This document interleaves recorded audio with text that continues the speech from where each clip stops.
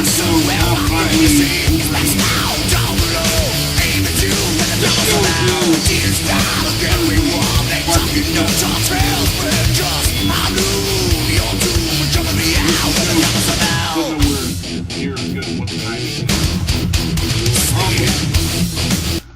course, most everybody knows that Wolverine and the X-Men was situated to go along with the Wolverine movie when it came out. It's such a shame they canceled this too. This story starts out having a large explosion at the X-Mansion, and then it winds up building up to a mystery throughout the series as to what it was that caused the explosion. Fans of us already know what it is, and that is the Phoenix. We've got 3 different things going on in this series right now, just including character arcs. We've got Professor Xavier is in a coma, and somehow Wolverine is able to communicate through future telepathy and warn them of events to come. We also have a little plot by Magneto going on, working surprisingly with somebody else, trying to get all the mutants onto Genosha, and we also have a sort of Days of Future Past story arc going on. I really enjoyed the timeline throughout the series, especially when Xavier warns them of dangers to come, and they're actually, the X-Men are fighting to change certain aspects of their time, and if they do succeed in a mission or fail, that the changes actually do take place in that future. And I thought that was great. Very interesting twist in this with what Magneto's up to and what his agenda is and who's working with him. I thought that was really good. I like the characters in this. I don't like the character stuff that goes along with them, but I like just the characters themselves. Wolverine, they're trying to pit out as having this badass loner type of attitude and swapping it over to Cyclops, and Wolverine's supposed to be taking on the responsible leadership role. This lasts for a little bit, but then I guess they couldn't force it too well, and then they just decided to put the characters back into their old natures. Emma Frost on this team is a good addition, filling in, kind of got a little bit of a nod to Astonishing X-Men going on here. I like this version of Nightcrawler better than I do the one in Evolution. He's a little more optimistic. Unfortunately, he's not really as faithful as a character as I would have liked him to have been. Again, afraid to tackle religion. I thought Beast was good. I thought what they did with Angel, transforming him into Archangel, was excellent. Again, this is a show that had Colossus in it where he got shafted.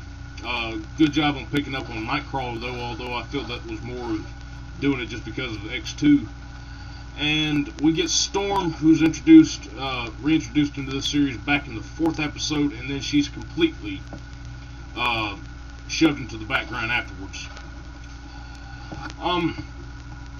What is good about this, we get to see different variations on the costumes. Like, there is stuff that Marvel pitches at us, which, is kind of really a letdown, and it's not really worth the hype. But, there are some things like seeing Wolverine do type of X-Force co-op mission, or a Black Op mission in this to investigate the Master Mold. I like the rematch with the Hulk that he had, which took place in this. The fight, again, like the movie that they made, was not nearly as long. And in fact, the movie itself wasn't long. I actually had thought about reviewing it before I did this, but I just would go on to say that, yeah, it's a good short, but the problem is it's only 30 minutes. I like what they did with the characters, and I think that was perhaps the best representation of Wolverine that I've seen so far in that short. And of course, unfortunately, they had to tone him back down for this, but yeah, it's okay. Story-wise, we get a lot going on in this. I like the reintroduction of Sinister into this, and the roles that he plays, in which these shows build up these really epic battles throughout the episodes, and I really like that. Especially when Cyclops decides to go and track after Mr. Sinister because he thinks that he has he's captured Jean Grey, and winds up having to fight through a whole bunch of Matrix multiples. And we even had that really awesome final 3 episodes, and that really awesome nod to the Age of Apocalypse, which didn't really pay off, unfortunately. This series was good to me in the long run. Of course, there's not really much that I can say to contribute to it. Disappointment-wise, I think really the only thing that I could fault this series for is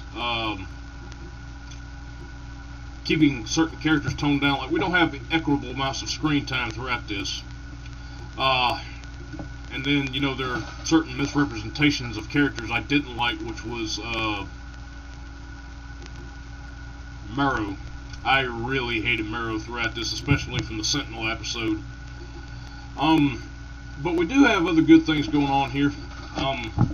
What I found really awesome was there was an episode that took about maybe 10 minutes, but they did like a very huge short adaptation of that's a contradiction. They did a very short but I thought well enough small sort of adaptation of Onslaught a little bit. There's kind of a couple of nods to that throughout the episode, and I thought that was pretty good. And I like the feature episode a lot. The Weapon X stuff is a little bit disappointing, as well as the appearances of Mojo. There are a few other qualms I could go through with this, but I basically have said everything that I wanted to about these shows, and I've really just thrown out myself babbling on how I feel about what I like and what I dislike about this series.